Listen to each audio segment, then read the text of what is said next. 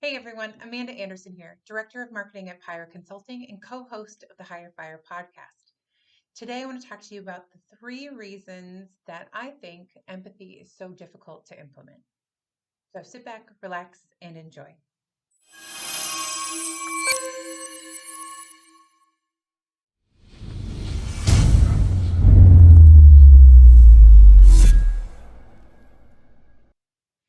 Okay, so empathy is the current buzzword out there today, post-pandemic, because we don't want to go back to the way things were, and after everything we've been through, I don't know that we can. I don't know if we have it in us. We've all been changed by COVID-19 and specifically, or generally, I should say, 2020 as a whole. That was a crazy year. So I've narrowed it down to about 3 main reasons why implementing empathy is so difficult, because it is. Let's be honest. If it was super easy, we would all have companies that were empathetic, had an empathetic culture, if you will. But as you workers and employees know, that is definitely not the case. So why not just implement it? Why not roll this out and we all will be happier and no big deal, right?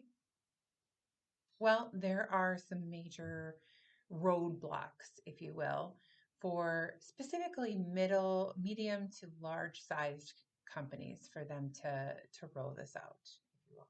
So first and foremost, the reason why it's not super easy, it's not an initiative. You can't just come up with a 4-step rollout plan, a few pretty posters, and then slap the award of empathetic culture on your website of we got great culture. Um, that just doesn't work. You can't have a 3-hour Zoom meeting or a 4-hour webinar that everyone's required to take, and then suddenly everyone's just oozing empathy.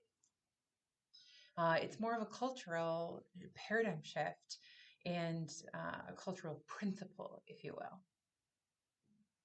Second reason, you have to relinquish control or dominance over your employees. We all have had those managers that we call them micromanagers, but it's not just that. It's not only that. It's the control piece of it. And I see this a lot in managers where they need you here at 8. Don't be a minute late. And you can't leave till 5. And even then, that's pretty early. And no, you can't go pick up your kids for such and such. And if you do, you better make up that hour because you're salaried, but still an hourly employee. I don't get it. So that's where releasing some of that control and focusing on outputs versus inputs. And this is something I feel really strongly about from a managerial standpoint as well. Um, for this to work, you would really need a manager to focus on what do I need to accomplish from my employees, and am I getting that? And then everything else kind of doesn't matter. And that's where you manage to maybe their production or how their service is when they're doing their work, but not so much of butts in seats specifically, or even the location of their butt in the seat. We see it right now all over the news of companies want to get employees back into the office. That has to do with control. That has nothing to do with empathy, that's for sure. And it definitely doesn't mean that they're going to do their job better. That just makes your manager feel more in control. And the third reason I think this empathy is really hard to implement as in a medium to large company is this is kind of the big one that was kind of an aha moment for me, but companies view, or basically, as long as companies view solutions as accommodations, and those accommodations are seen as unfair, then you have kind of this empathy trap where employees who need those accommodations are seen as less desirable. For example, um, if you have someone who I'm going to go with something I understand. Neurodiverse brain. So there are two types of people out there. Some brains, they work very typical. It's what we're kind of used to. It's what society has really been built around, social construct. But there are lots of other people called the neurodivergent, people who have ADHD, who are autistic. Their brains do work differently and would require a different kind of a schedule or maybe work construct that differs from your typical employee. Now, for whatever reason, as a culture, we believe that policies should be unilateral.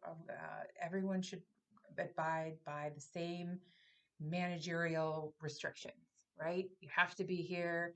You have to be in the office. You have to do this stupid report, whatever it is. We all have to do the same thing. The problem is that none of us are the same, whether you're neurodiverse or neurotypical or a different race, a different religion, different gender identity, whatever it is. We are very complex creatures. It's the basis of our humanity. Whoever thought that we could have all of the same rules and construct of our work and then get the same output really didn't understand humans and human nature. So as long as we view those accommodations as unfair, we will never truly adopt an empathy principle that we can have throughout our companies. So those are the three ones I have found. If you have any others that you think are really prevalent as to why it makes this so difficult, because it is. Implementing empathy as a culture, as a principle, is difficult. You have to be a savvy business owner and manager to effectively do this. You really do. So I want to hear if there's other things that you have found are roadblocks or maybe solutions to some of the ones that I have mentioned. So thank you for listening. Until next time. Thank you for listening to the Hire Fire podcast brought to you by Pirate Consulting. Check us out on LinkedIn, Facebook, Instagram, YouTube, or online at pirateconsulting.com. That's PIRA consulting.com.